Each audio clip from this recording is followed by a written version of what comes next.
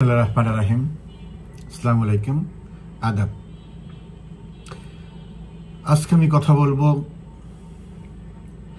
গতকালকের Putin Trump শীর্ষ সম্মেলন হয়েছে, শীর্ষ সামিট হয়েছে। এই সামিটে পুতিন ট্রাম্পকে কিভাবে বোকা বানিয়েছে এবং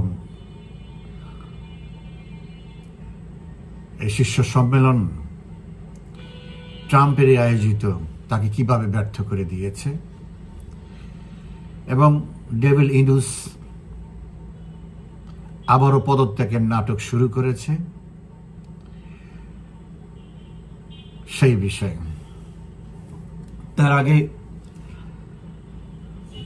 একটা জিনিস, গতকালকে একটা অভূতপূর্ব ঘটনা ঘটেছে জাতির পিতা বঙ্গবন্ধু শেখ মুজিবুর রহমানের 50তম মৃত্যুবার্ষিকীতে।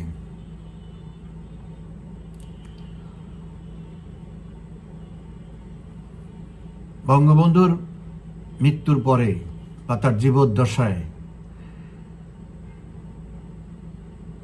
যত জন্মদিন হয়েছে, বিশেষ করে মৃত্যুর পরে যে মৃত্যুবার্ষিকী হয়েছে, আমার যতটুকু মনে পড়ে এই গত 50 বছরে এবারের মৃত্যুবার্ষিকী ছিল অদ্ভুত, চমৎকার এবং অভূতপূর্ব। কারণ হচ্ছে, প্রথম হল যে মানুষের অংশগ্রহণ। কেন এটা অদ্ভুত এবং মানুষের অংশগ্রহণ? এখন 2000 সাল পর্যন্ত তো আমাদের ইন্টারনেট ছিল না, বা টেকনোলজি এরকম ছিল না। ফেসবুক ছিল না, ইনস্টাগ্রাম ছিল না, এক্স ছিল না, এগুলি কিছুই ছিল না।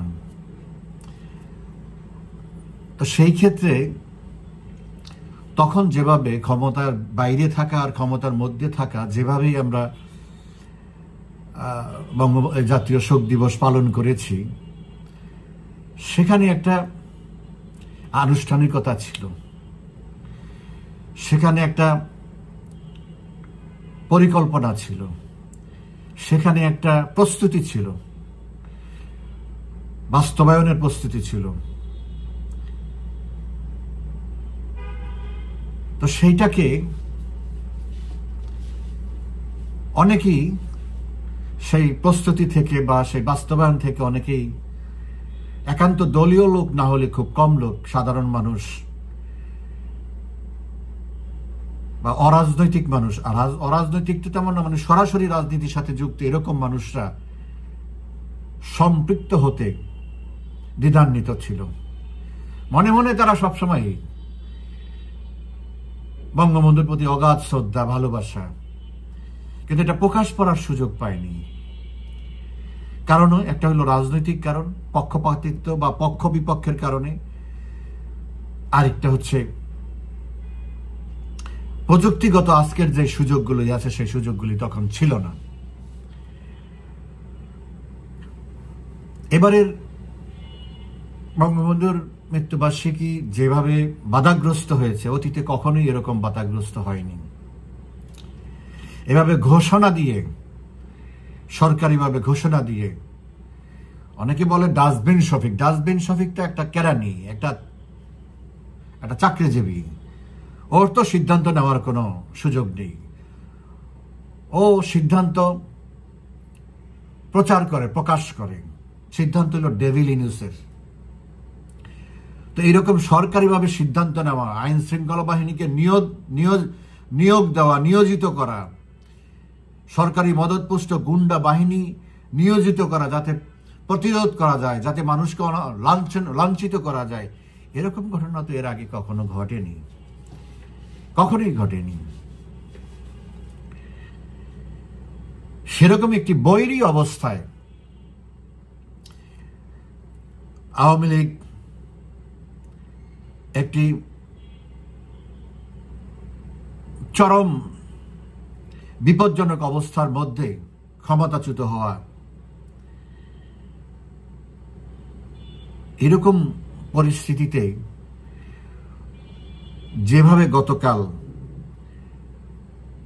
সর্বস্তরের মানুষ, সর্বলিঙ্গের মানুষ, সকল ধর্মের মানুষ, সকল বয়সের মানুষ যেভাবে তার প্রতি শ্রদ্ধা জানিয়েছে, তাকে শ্রদ্ধা বড় স্মরণ করেছে এবং তাদের সেই শ্রদ্ধাকে প্রকাশ করেছে, এটা যেমন অভূতপূর্ব, তেমনি এটা আমাদেরকে, আমাদের শীর্ষ নেতৃত্বকে, আমাদের দলের কর্মী, সমর্থক, নেতাদেরকে খুব সিরিয়াসলি নিতে হবে। আমরা যেন এটাকে কোনো রাজনৈতিক কারণে এটাকে পুঁজি না করি।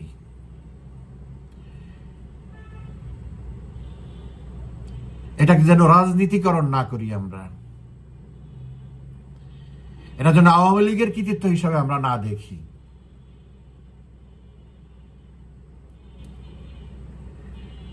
যারা এইরকম পরিস্থিতিতে আমি বলবো ঝুঁকি নিয়েছে, ঝুঁকি নিয়ে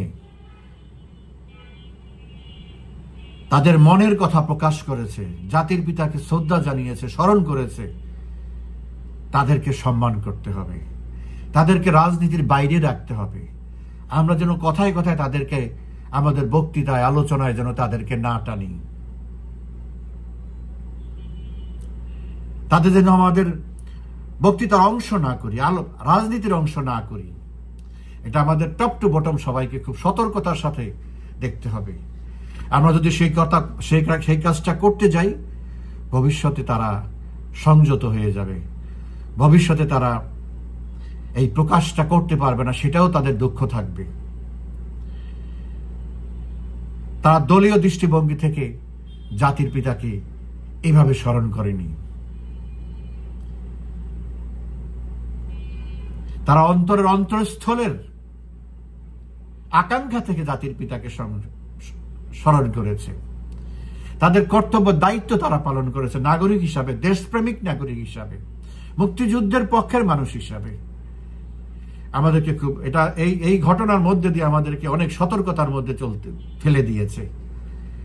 অবশ্যই আমরা যেন, আমি অনুরোধ করব আমাদের দলের নেতা কর্মী, শীর্ষ পর্যায় থেকে যারা আছে তারা অনেক বুদ্ধিমান, অনেক জ্ঞানী, তারা যেন বিষয়টাকে বিবেচনায় নেয়। আমরা শুধু কৃতজ্ঞতা জানাবো তাদেরকে, এর বেশি আর কিছু না।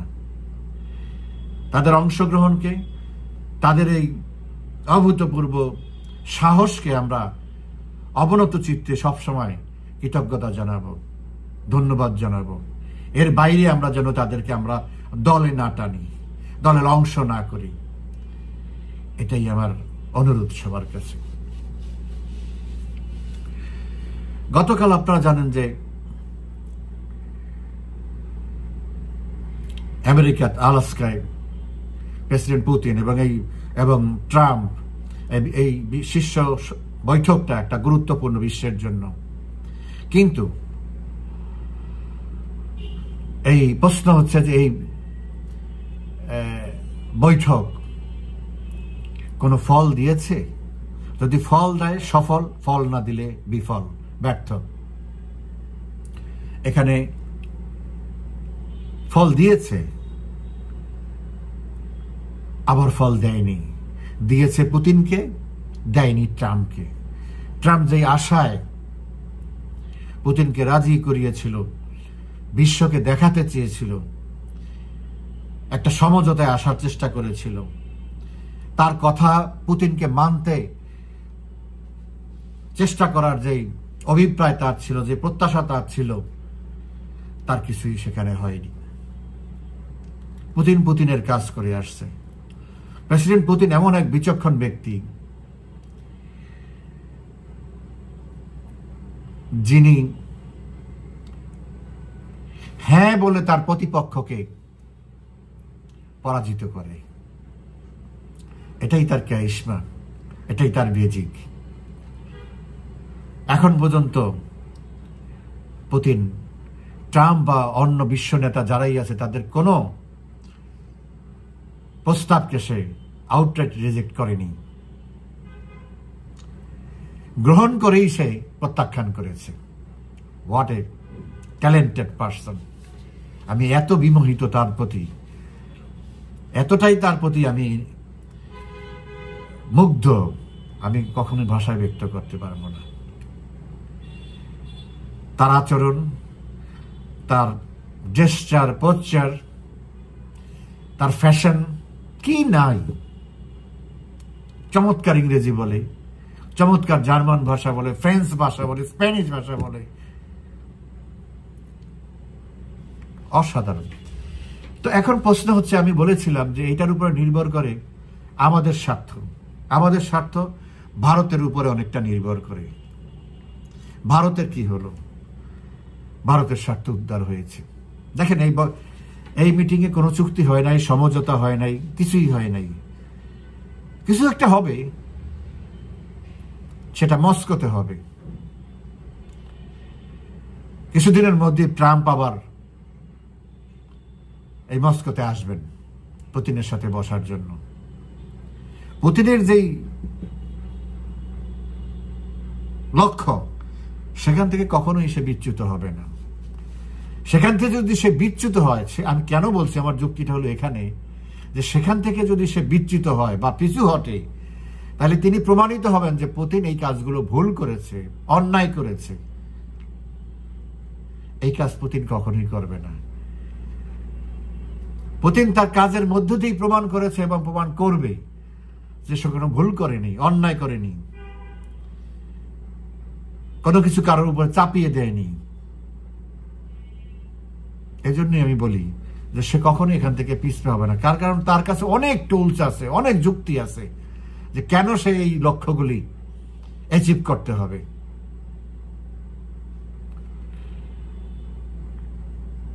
ট্রাম্পের কাছে সেই ধরনের কোনো যুক্তি নেই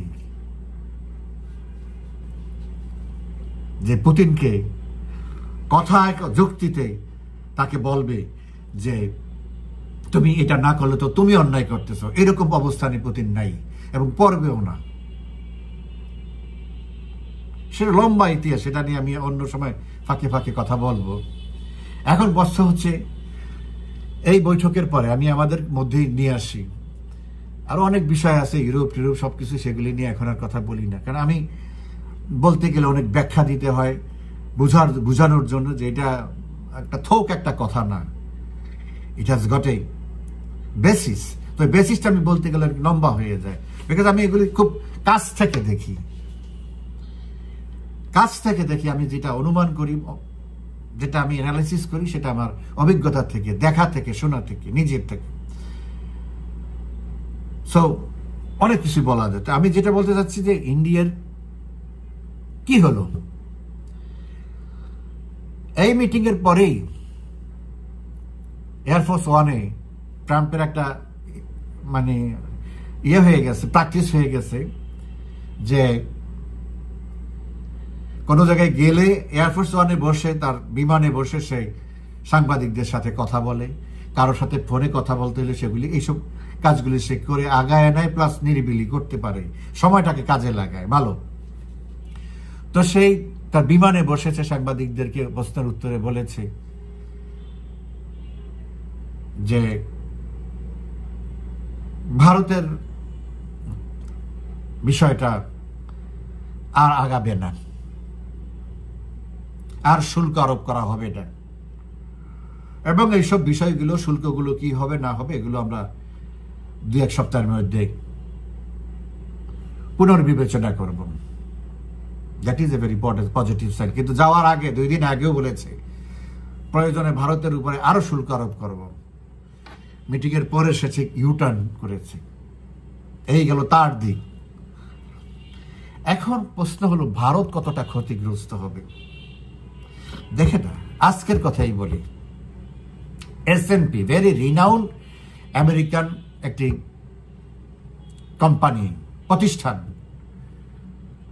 রেটিং প্রতিষ্ঠান, যারা বিশ্বের দেশে দেশে তাদের ঋণ মান, অর্থনৈতিক অবস্থা নির্ণয় করে, সেই S&P আজকে বলেছে বলেছে না, বলেছে যে ভারতের ঋণমান আরো উন্নত হয়েছে। আগে BBB- ছিল, এখন সেটা BBB হয়েছে, মানে আমেরিকার থেকেও ভালো। এবং এটাও বলেছে এটা আরো ভালো হবে সামনে। কখন এটা বলে, শুধু এটাই বলে নাই, বলছে যে বিসাইডস আমেরিকান হায়ার ট্যারিফ, এই ডেভেলপমেন্টটা ইন্ডিয়ার কন্টিনিউ করবে। এবং ট্রাম্পের এই শুল্ক ইন্ডিয়ার অর্থনীতিতে তেমন কোনো ক্ষতি করবে না, কিছুই হবে না। কারণ ইন্ডিয়ার অর্থনীতি এত বড়, 4.45 বিলিয়ন ডলারের, ট্রিলিয়ন ডলারের অর্থনীতি, অলমোস্ট থার্ড লার্জেস্ট। তো সেইটাকে এই একটা দেশের শুল্ক দিয়ে কাবু করা যাবে না। তাছাড়া ভারত হলো বিশ্বের দ্বিতীয় সর্বোচ্চ কনজিউমার মার্কেট। অনেকে বলে আমেরিকা 1 নাম্বার, ইনফ্যাক্ট আমি মনে করি চায়না 1 নাম্বার। কারণ আমেরিকার পপুলেশন হলো তো 34 কোটি। 34 কোটির মধ্যে ধরেন 25 কোটি বা 30 কোটি পারচেজিং ক্যাপাসিটি আছে। চায়নার 140 কোটি, 41 কোটি, তার 50% ওয়েল পারচেজিং ক্যাপাসিটি আছে। তাহলে কত দাঁড়ালো? 70 কোটি, আমেরিকার থেকেও ডাবল। আপনি ইন্ডিয়াতে আসেন, ইন্ডিয়ার population largest in the world, 145 কোটি। তার হলো 30% হলো ওয়েল পারচেজড পপুলেশন, মধ্যবিত্ত, উচ্চ মধ্যবিত্ত, উচ্চবিত্ত, অ্যাটলিস্ট 30%। তার মানে কত? তার মানে হলো 50 কোটি প্রায়। সেটা আমেরিকার থেকে বড়। এখন কথা হচ্ছে, চায়নার সাথে তো আমেরিকা ফেল করছে, ওখানে তো মানে এখন তার সাথে কম্প্রোমাইজ করে চলতে হচ্ছে আত্মসম্মান বাঁচানোর জন্য। ঠিক আছে, চায়না। ইন্ডিয়ান মার্কেটে এই শুল্কের কারণে ইন্ডিয়া যতটা না, ইন্ডিয়ান প্রডিউসাররা, এক্সপোর্টাররা যতটা না ক্ষতিগ্রস্ত হবে, তার চেয়ে বেশি ক্ষতিগ্রস্ত হবে আমেরিকান কোম্পানি।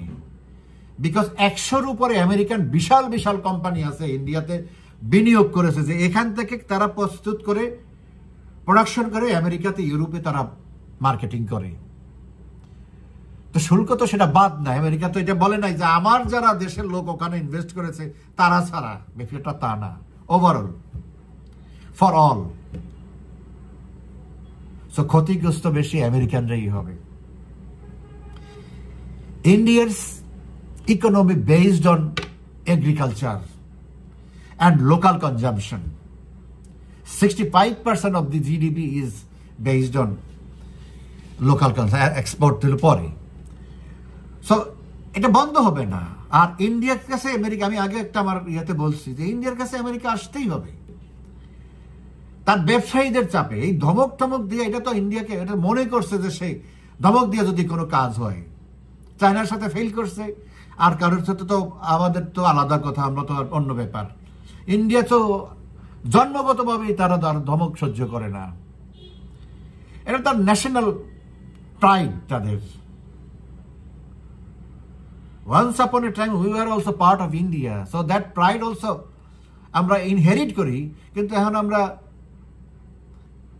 কপাল দোষে 47 আমরা ভাগ হয়ে গেছি, আবার কপাল গুণে আমরা সেই ভাগ থেকে আরো ভাগ হয়ে আমরা স্বাধীন হয়ে গেছি। ভিন্ন প্রসঙ্গ। তো ইন্ডিয়ার কাছে আমেরিকাকে আসতো because of his one of the world's largest consumer market. যে যত লাফালাফি করুক, যেই দেশই হোক, সেটা হলো সে কেনা বেচা উপরে তাকে টিকে থাকতে হবে সেই দেশকে। আমেরিকা হলো নাম্বার 1 এই ক্ষেত্রে। তার বেশিরভাগ জিনিস তার আমদানি করতে হয়। 1.8 ট্রিলিয়ন মানে 1,80,000 কোটি টাকা ডলারের পণ্য তাকে আমদানি করতে হয়। তো আমেরিকার এই ডাঙায় ওই জলে বাস করে কুমিরের সাথে যেমন যুদ্ধ করা, ইম্পোর্ট বেস কান্ট্রি হয়ে এই শুল্ক নিয়ে বাড়াবাড়ি করা, এটা হলো এক ধরনের পাগলামি, যার জন্য আমি তাকে বলি পাগলা রাজা। কালকে না আজকে দেখলাম আনন্দবাজারে তারাও এখন আমার পাগলা রাজাকে ধরে নিছে, যে তারাও এখন পাগলা রাজা বলা শুরু করছে। আমি অনেক প্রথম থেকেই তাকে পাগলা রাজাই বলি। তো যাই হোক, তো এখন কথা হচ্ছে ইন্ডিয়া কাবু হওয়ার মতো কোনো পরিস্থিতি নাই, চিন্তাও করার কোনো কারণ নাই। আরেকটা ব্যাপার হচ্ছে ইন্ডিয়ার দেশপ্রেম এত প্রকট যে তারা আমেরিকান পণ্য বর্জন করা শুরু করবে এই কিছুদিনের মধ্যে, যদি তারা আমেরিকা লাইন থেকে না সরে। সত্যিই হবে। আর বলতে পারবে না যে রাশিয়ার তেল কিনলে তার উপরে শুল্ক দিবে, ওইটা বন্ধ, শেষ। পুতিন সেই কাজ করে দিয়েছে, ওইটা আর করতে পারবে না। সো আমি মনে করি আগামী 27 তারিখের থেকে তো এই শুল্ক, বর্ধিত শুল্ক কার্যকর হওয়ার কথা। আমি মনে করি যে এর আগেই ভারতের সাথে আমেরিকাকে একটা ফয়সালায় আসবে, এবং এতে ভারত তেমন কোনো ক্ষতিগ্রস্ত হবে না, হওয়ার কোনো সুযোগও নাই। এই S&P আজকে ফোরকাস্ট করেছে আগামী বছর ভারতের জিডিপি গ্রোথ হবে 6.8, যেটা আমি মনে করি, আমার ধারণা এটা 7 হবে। ওয়ার্ল্ডস লার্জেস্ট, মানে এত বড় ইকোনমিতে এটা প্রশ্নই আসে না। আমেরিকা করে 1.5-2%, চায়না করে 5%। সো এত বড় ইকোনমিতে জাম্প করলো, তাহলে তার জিডিপি কোথায় চলে গেল? সো আমরা তো এখন ভারতের প্রেসারে আছি, কারণ ইউনূস সব দিক দিয়ে আটকিয়ে আছে। কয়েকদিন আগে আপনারা দেখলেন যে পাটের উপরে নিষেধাজ্ঞা দিছে, স্থলবন্দর দিয়ে চলবে না। আরো অন্যান্য জিনিস সামনে আসতেছে, সেটা নিয়ে পরে কথা বলবো, আরেকদিন কথা বলবো। এখন ইউনূস ডেভিল এত নাটক করে, কয়েকদিন পর পদত্যাগ। সেনা সদরে দরবার হয়েছে 21শে মে, তারপরে পদত্যাগের নাটক করে সবাই আবার একসাথে করছে। এখন নতুন একটা কৌশল নিবে যে এনসিপি আর জামাত যদি নির্বাচনে না আসে আমি চলে যাব। আর উনি হলো জুজুর ভয়টা হলো ইউনূস না থাকলে আওয়ামী লীগ সামনে চলে আসবে, আওয়ামী লীগকে ঠেকাবে কি, আবার তারা একসাথে হবে, হ্যাঁ নির্বাচনে যাব। এই কৌশল করে এখন তাদের মধ্যে যে দ্বন্দ্ব শুরু হয়েছে, এই দ্বন্দ্বকে মিটমাট করার জন্য আবার পদত্যাগের কাহিনী সামনে আনবে। অলরেডি 2-1 দিয়ে বলাবে। এসব করে এখন তার তো উপায় নাই, তারাও দিনে যেমন নির্বাচন হবে না, তা সে নির্বাচন করতেও পারবে না। এরা সবাই যদি নীতিগতভাবে সিদ্ধান্ত নেয় যে তারা নির্বাচন করবে, উনি ইউনূস জানে যে তখন আওয়ামী লীগ আবার সামনে আসবে, এই নির্বাচন করা যাবে না। আওয়ামী লীগ তো নাই, মাঠে নাই, তো সামনে আসবে কোত্থেকে? ওইটা হলো পরের ব্যাপার। যখন করার সময় হবে, যখন বাধা দেওয়ার সময় হবে, তখন আসবে, তখন ঠিকই আসবে। সেই প্রস্তুতিও আছে, এটা ওনারা জানে। আওয়ামী লীগ চাচ্ছে না কোনো ধ্বংসাত্ম, ওরা যেগুলি করছে সেগুলি করে ক্ষমতার পট পরিবর্তন করতে চাচ্ছে না। বাট প্রয়োজনে হলে করবে, সেইভাবে করবে না, দেশের সম্পদ নষ্ট করে করবে না, শত্রু নিধন করে করতে হবে, সেই প্রস্তুতিও আছে।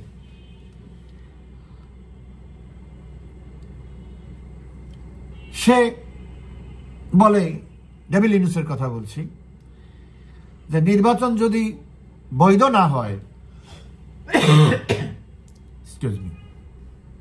নির্বাচন যদি বৈধ না হয় তাহলে সেই নির্বাচন করে লাভ কি? নতুন কাহিনী বের করছেন। এটা নতুন কাহিনী না, এটা পুরানো কাহিনী। এটা আমরা সবসময় বলে আসতেছি। আমি আমার এর মধ্যে বহুবার বলেছি, অন্তত 2 ডজন বার বলেছি যে, এবং আমাদের শীর্ষ নেত্রী বলেছে, আমাদের প্রধানমন্ত্রী শেখ হাসিনা একাধিকবার বলেছে, ইউনূস যা করবে সবই অবৈধ, বিকজ সে নিজে অবৈধ, তার এই ক্ষমতা দখল অবৈধ, সাংবিধানিকভাবে অবৈধ। সে আজকে গতকালকে 2 দিন আগেও মালয়েশিয়াতে একটা পত্রিকায়, কি বার্না না জানি কি নাম, সেই পত্রিকার সাক্ষাৎকার দিয়ে বলেছে জনগণ তাকে এই দায়িত্ব দিয়েছে। কোন জনগণ তাকে দায়িত্ব দিয়েছে? দায়িত্ব দিয়েছে তাকে কিছু রাজনৈতিক দল, কিছু জঙ্গি, বিদেশিরা। এখানে জনগণের রায়, আপনি রায় কিভাবে কখন আপনি এটা ডিটারমিন করবেন? ভোটের মাধ্যমে একমাত্র, এছাড়া আর কোনো রাস্তা নাই।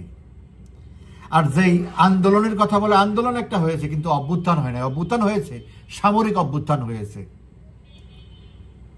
নট গণ অভ্যুত্থান, এটা সামরিক অভ্যুত্থান। সো এটা জনগণের, বৃহত্তম জনগণের কোনো সম্পৃক্ততা এখানে ছিল না। ঢাকা শহরে 2 কোটি মানুষ বাস করে। ওই আন্দোলনে সকাল থেকে ছিল 60-70 হাজার লোক ছিল, ওই 4-5টা পয়েন্টে, মিরপুর, ওই মোহাম্মদপুর, তারপরে যাত্রাবাড়ি, উত্তরা, বাড্ডা, এই তো কত লোক আছে, গণে নিতে পারবেন, কোনো সমস্যা নেই। কিন্তু যখন শুনেছে যে প্রধানমন্ত্রী চলে গেছে, তখন সবাই ওই যে জয়ের সাথে সবাই থাকে, জোয়ারের সাথে সবাই থাকে, তখন মানুষ নামছে। তখন চোর, ডাকাত, দখলবাজ, লুটপাটকারী সবাই কোথা থেকে কি চুরি করবে, কি ডাকাতি করবে, কি লুট করবে, সেই ধান্দায় সবাই নামছে। সেটা আপনারা দেখেছেন। তো এটা কোনো গণ অভ্যুত্থান না, গণ আন্দোলন না, সফল গণ আন্দোলন না, এটা সামরিক অভ্যুত্থানের মধ্যে। তো ইউনূস সাহেব যে বলল, আমি ফেসবুকে একটা পোস্টে বলছি, এতদিনে তিনি বুঝলেন যে সে নির্বাচন করলে সেই নির্বাচন অবৈধ হবে।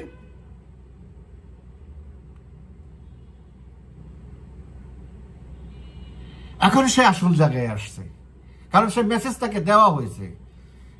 শুধু আওয়ামী লীগ না, তার যেই প্রভু, তার যেই গার্ডিয়ান, স্পন্সর, তারা অলরেডি বলে দিচ্ছে যে তুমি যত কিছুই করো, তোমার এটা হবে না, তুমি এটাকে লিগালাইজ করতে পারবা না। এখন সে, ওই যে আমি আরেকদিন বলেছি, আমসালা 2টাই যাবে। এখন সে ঘাটতারামি করলে সে ব্যক্তিগতভাবে ঝুঁকির সম্মুখে পড়বে, আর তার সম্পদ, যে সম্পদের পাহাড় করছে অবৈধভাবে, সেটা তো জাতীয়করণ হবেই, এটাতে কোনো সন্দেহ নেই। তো বেঁচে থাকা আর বা সারা জীবন জেলে থাকা আর সম্পদ নষ্ট করা, এটা হলো আমসালা। এখন যদি উনি ভেগে যায়, তাহলে অন্তত জেলে থাকতে হবে না বা জীবন সংহার হবে না, সম্পদ তো যাবেই, বিদেশের গুলি তো আর যাবে না। আর যদি এই এখন যে বোঝার মধ্যে আসছে যে অবৈধ হবে নির্বাচন, এইটাকে মাথায় রেখে যদি সে কেটে পড়ে, যেটা সামনে আসতেছে নতুন একটা তত্ত্বাবধায়ক সরকারের বিষয়, এটা হলো অ্যামিকেবল সেটেলমেন্টের অনেক রাস্তা। সো এটা নিয়ে আমি হয়তো কালকে কথা বলবো, যে ট্রেসি অ্যান্ড জ্যাকবসন, আমেরিকার রাষ্ট্রদূত, যে আমেরিকার পক্ষে এখানে কাজ করে, এই যে দৌড়ঝাঁপ দিচ্ছে, কোথায় কি গেছে, এগুলো নিয়ে দেখি কালকে হয়তো কথা বলবো। আর বাড়াতে চাচ্ছি না আজকে। মূল কথা হচ্ছে, ইউনূস বুঝে গেছে তার পক্ষে নির্বাচন করা সম্ভব না, পদত্যাগের কথা দুই একজনকে হয়তো বলে ফেলছে এর মধ্যে যে আমার তাকে দিয়ে হবে না। এখন অনেকে হয়তো ভাবতে পারে যে তাহলে যে কাজগুলি এটা করতেছে ওইটা করতেছে, দেখেন এটা হলো একটা রেসপন্সিবিলিটির বিষয়। যতক্ষণ পর্যন্ত সে থাকবে ততক্ষণ পর্যন্ত তাকে কিছু না কিছু করতে হবে। আমি 7 দিন পরে যাব, এখন থেকেই সবকিছু করা বাদ দিয়ে দিলাম, তাহলে তো মানুষ তাকে পিটিয়ে মেরে ফেলবে। এটা তো হয় না। উনি যাওয়ার পরে হয়তো জানা যাবে যে উনি চলে গেছে। এটা তার নিরাপত্তার স্বার্থে। যাওয়ার আগে যদি বলে যে আমি চলে যাব, তার 2 দিন পরে যদি যাওয়ার চিন্তা করে নাও যেতে পারে। তো নিরাপত্তার স্বার্থে উনি যাওয়ার পরেই আমি মনে করি যে আপনারা জানতে পারবো না, আমরা জানতে পারবো উনি চলে গেছেন।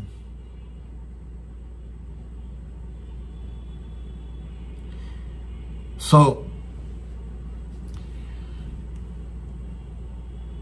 বাকি কথা হয়তো কিভাবে কি হচ্ছে যতটুকু আমি জানি বুঝি এটা নিয়ে আলোচনা করব অচিরেই, হয়তো কালকে। সে পর্যন্ত ভালো থাকেন, সুস্থ থাকেন। ধন্যবাদ।